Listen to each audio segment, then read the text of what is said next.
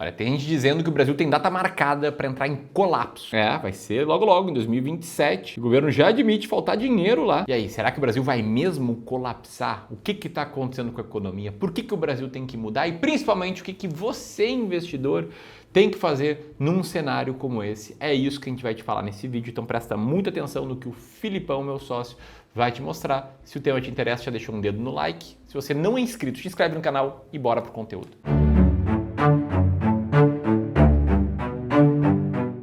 Vamos lá e vamos dar uma olhada no cenário que a gente tem, porque isso já saiu em vários lugares. Colapso, o governo admite falta de dinheiro, recessão à vista, o próprio governo PT admite colapso nas contas públicas. E até a Veja Negócios aqui que publicou, o apagão já começou, os cortes expõem o risco real de colapso da máquina estatal brasileira. Então tem alguma preocupação grande acontecendo aqui. A palavra colapso ela é forte, mas ela se encaixa muito bem no cenário que a gente está vivendo agora. Vamos analisar juntos o que é que está acontecendo por trás dessa história toda. Tudo começa com uma história que a gente já vem falando bastante aqui no canal. As contas públicas do Brasil, elas vêm operando em déficit já há algum tempo. Se a gente olhar para esse gráfico aqui, desenvolvido lá pelo time da Genial, essa linha azul mais clara, ela mostra pra gente o déficit ou superávit primário do Brasil. E todas as vezes que a linha ficou para baixo desse pontilhado preto aqui, isso quer dizer que o Brasil naquele período gastou mais do que arrecadou. Simples quanto isso. A gente vê que o pico do gasto aconteceu justamente na crise de 2020 e se recuperou rapidamente, voltando para superávit ali ainda em 2022.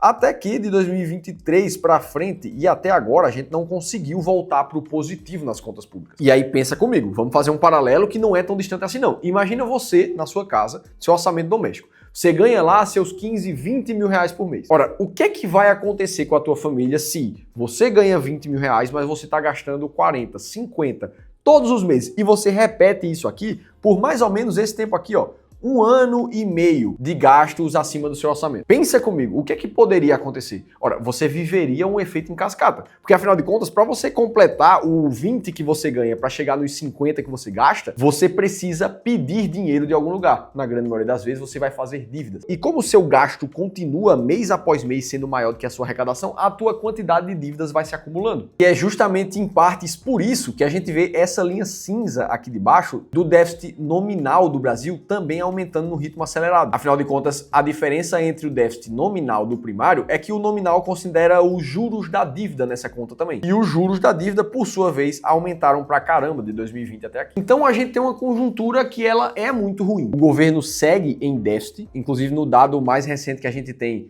o mês de julho fechou ali num déficit de quase 60 bilhões de reais. Se a gente faz as comparações de ano contra ano, como mostra esse gráfico aqui, a gente vê que no período de 2023 até aqui, a cada ano que passa o resultado primário vem ficando pior do que o resultado do ano anterior. Ou seja, uma bola de neve que começa a se acumular. E aí beleza, se o Brasil não consegue fechar as próprias contas e continua pedindo dívida por conta disso, é natural que o déficit nominal aumente, como esse gráfico mostra. E o grande ponto é que ao passo que a dívida aumenta, os juros da dívida também começam a pressionar ainda mais o orçamento. Volta para o caso do teu orçamento familiar lá. Imagina que você ficou mês após mês pedindo empréstimo para o banco e agora você precisa pagar os juros daquela dívida. Os juros começam em 2 mil reais por mês, depois vai para 5, depois vai para 10 mil reais e todo mês que você vira, você já sai no prejuízo de 10, 12, 15 mil reais de juros. E é natural que isso acabe por pressionar ainda mais o teu orçamento que já não fechava, a ponto de começar a colocar em risco a saúde da tua família, a educação da tua família, a segurança. E é esse risco que já começa a ser colocado em pauta no Brasil. Afinal de contas, os gastos obrigatórios que o Tesouro Nacional tem, como previdência, saúde, educação, começam naturalmente a ser pressionados. E aí essa situação já começa a apresentar cortes no orçamento meio forçados, como foi o caso do congelamento dos 31 bilhões do orçamento que veio lá em maio junto com a mudança no IOF. E aí é nesse momento que o Brasil começa a correr um risco de entrar num cenário de dominância fiscal. Ou seja, os juros da gente que está alto com a Selic a 15% pressionam ainda mais os juros da dívida, que pressiona o orçamento do governo por sua vez. E aí, enquanto o governo não consegue controlar as contas, o risco de inflação inflação aumenta ainda mais, porque todos os investidores do Brasil e do mundo passam a confiar menos num país que não consegue controlar suas contas públicas. E aí, se tem risco de inflação na jogada, é natural que o Banco Central não queira reduzir as taxas de juros, podendo fazer em alguns cenários mais negativos que o juros suba ainda mais, o que deixa a dívida do Brasil mais cara e realimenta essa roda. Então, assim, existe um problema em escala aqui. E aí, diante disso, todo e qualquer governo tem três opções que ele pode fazer aqui. Tudo para buscar evitar o colapso financeiro, que é o que a gente já fala daqui para frente. A primeira delas é aumentar a receita, ou seja, aumentar os impostos. Isso aqui a gente já vem vendo acontecer pra caramba. Sendo que mesmo o aumento de imposto não pode ser praticado de forma infinita. Para quem nunca ouviu falar, existe um conceito chamado de curva de Laffer, essa que tá aparecendo aqui na tela para você, que basicamente visa comparar a quantidade de dinheiro arrecadado por um governo comparado com a taxa de imposto que ele pratica. Esquece esses números que estão aqui de forma genérica, mas os conceitos da curva de Laffer falam que existe uma taxa máxima que você consegue aumentar a quantidade de imposto pago por uma população para você conseguir maximizar a geração de receita por um governo. Todo e qualquer número que for aumentado de impostos depois disso vai causar, na verdade, uma menor arrecadação pelo governo. Isso porque a economia ficaria muito desincentivada e sem lucro, sem receita, sem economia girando, também não tem imposto para pagar. Além disso, toda a arrecadação do nosso país em imposto já bate recorde atrás de recordes em 2025. Não dá para simplesmente achar que é nessa ferramenta que o governo pode apertar mais para conseguir mais dinheiro. A segunda opção que o governo tem é continuar aumentando a dívida pública, como ele já vem fazendo recentemente. Sendo que, sinceramente, a gente não precisa nem pensar muito para entender que isso é inviável. O analista José Márcio, da Genial Investimentos, comentou recentemente que a trajetória da dívida está completamente insustentável já em maio no Brasil. Se a gente olha o histórico, tanto da dívida bruta quanto da líquida do governo nos últimos 10 anos, um pouco mais que isso até, a dívida bruta já chega quase em 76% do PIB, um patamar muito maior do que o que a gente tinha mais ou menos 10 anos atrás, e a dívida líquida já chega no seu maior patamar da história, em mais de 61%. E recentemente, pelas próprias divulgações do Banco Central, a dívida líquida sobre o PIB atingiu 63,7% em julho. Ou seja, a gente começa a entender que a única solução viável aqui é reduzir as despesas, já que não dá para simplesmente aumentar imposto, não dá para simplesmente continuar fazendo mais dívida. E aí vamos olhar como é que tá a curva de despesa de gastos públicos no período recente. Que a gente vê aqui as despesas obrigatórias do governo atingiram o seu patamar recorde desde o pico ali da pandemia, e as despesas discricionárias, que são as não obrigatórias, atingiram um patamar mais alto desde fevereiro de 2021, também perdendo somente para o pico da pandemia. Lembrando que todos esses dados aqui já são corrigidos pela inflação. Então a gente só teve patamares de gastos como esses lá no pré-ano de 2016, onde o Brasil também viveu uma crise fiscal muito forte. Então assim, até agora a gente não vê esse cenário acontecendo. E fica claro que daqui para frente o que precisa ser feito para corrigir isso tudo são reformas estruturais, como foi inclusive a da Previdência alguns anos atrás, que aconteceu na sua primeira versão em 2019, mas em 2025 o assunto já volta para a pauta. Todo mundo sabe, por fazer conta, que não dá para simplesmente carregar a estrutura tributária que a gente tem por mais 10, 15, 20 anos. Beleza, a gente começa a entender aqui que o panorama é uma coisa ligando a outra, para fazer com que muita gente diga que o colapso pode acontecer em 2027. Agora fica a pergunta,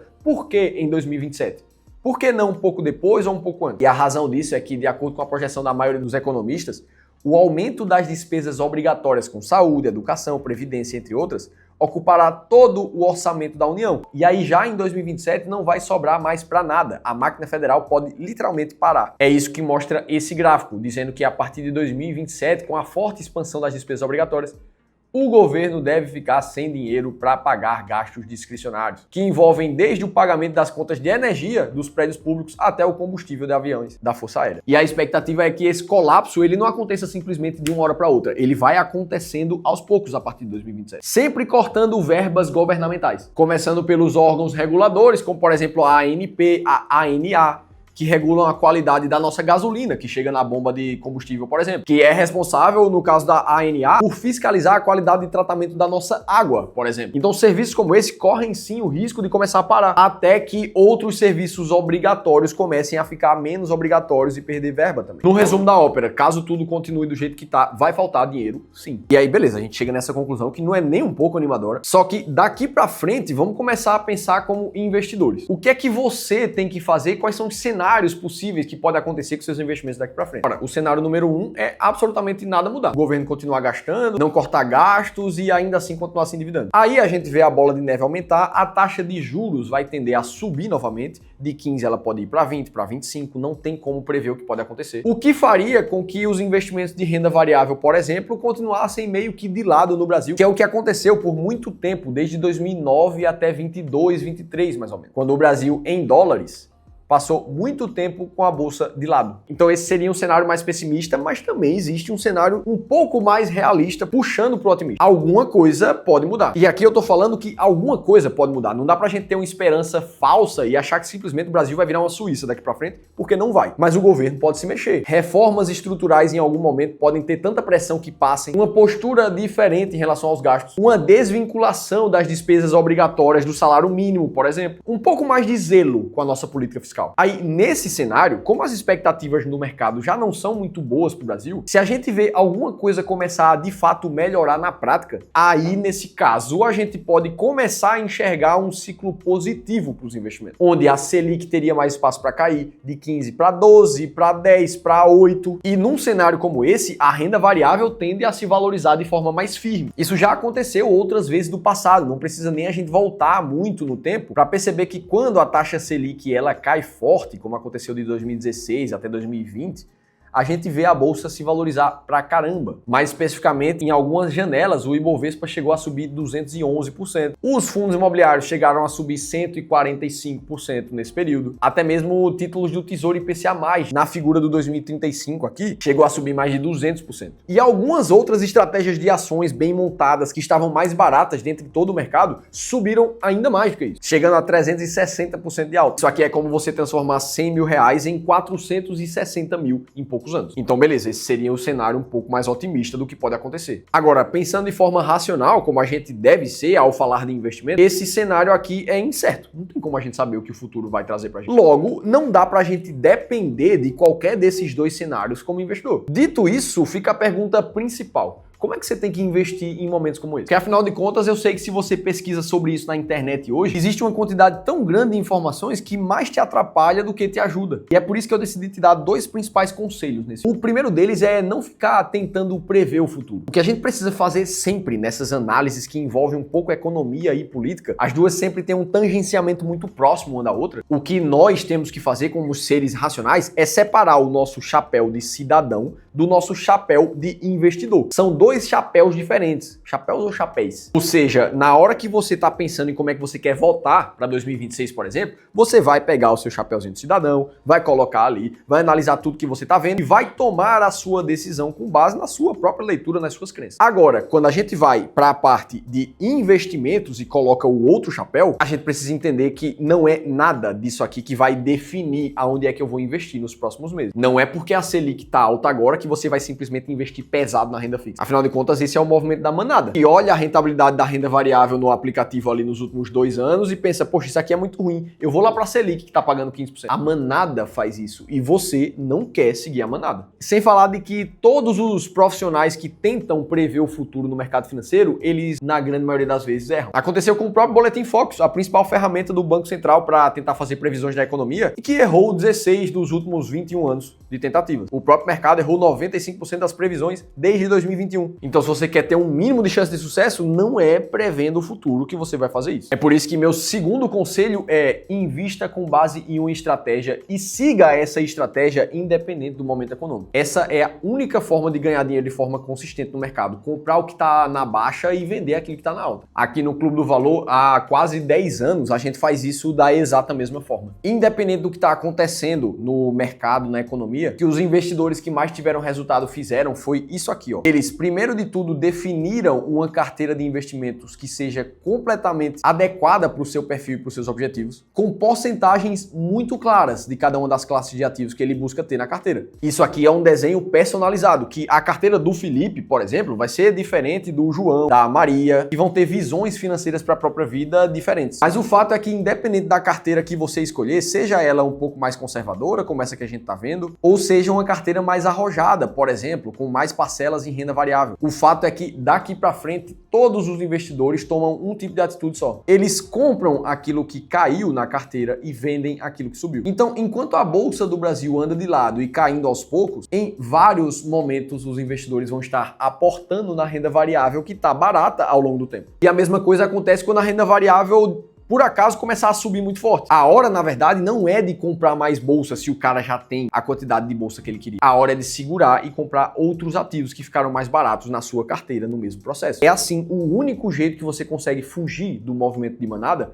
Enquanto os outros investidores estão comprando aquilo que está caro demais, você está vendendo para ele. E o oposto também é verdade. No momento que o mercado está dando oportunidades, você está aproveitando, comprando de quem está vendendo no desespero. Agora, se você viu isso tudo e ainda está na dúvida de qual é a carteira de investimentos perfeita desenhada para você, como é que você, considerando o seu patrimônio atual, sua capacidade de aporte, seu perfil de investidor, vai montar uma carteira de investimentos que consiga passar bem por esse momento de crise? Aí, se esse for seu caso, você vai fazer o seguinte: você vai abrir esse link que está aqui na tela para você aplicar para uma consultoria de investimentos gratuita aqui no Clube do Valor. Você vai colocar seu nome, seu e-mail, algumas informações do seu patrimônio ali e algum contato seu. A partir disso, um dos nossos especialistas vai entrar em contato contigo para que a gente te ajude de forma 100% gratuita a entender qual é o melhor modelo de carteira para você. Isso é o que a gente chama de sessão de consultoria gratuita e serve como uma amostra grátis mesmo do serviço que o Clube do Valor presta. E aí, no fim, se você quiser a nossa ajuda para colocar isso em prática, a gente vai te oferecer o nosso serviço também. Então não perde tempo não, clica no primeiro link aqui. E aí de tudo isso eu te expliquei numa linha lógica tudo que está acontecendo no Brasil,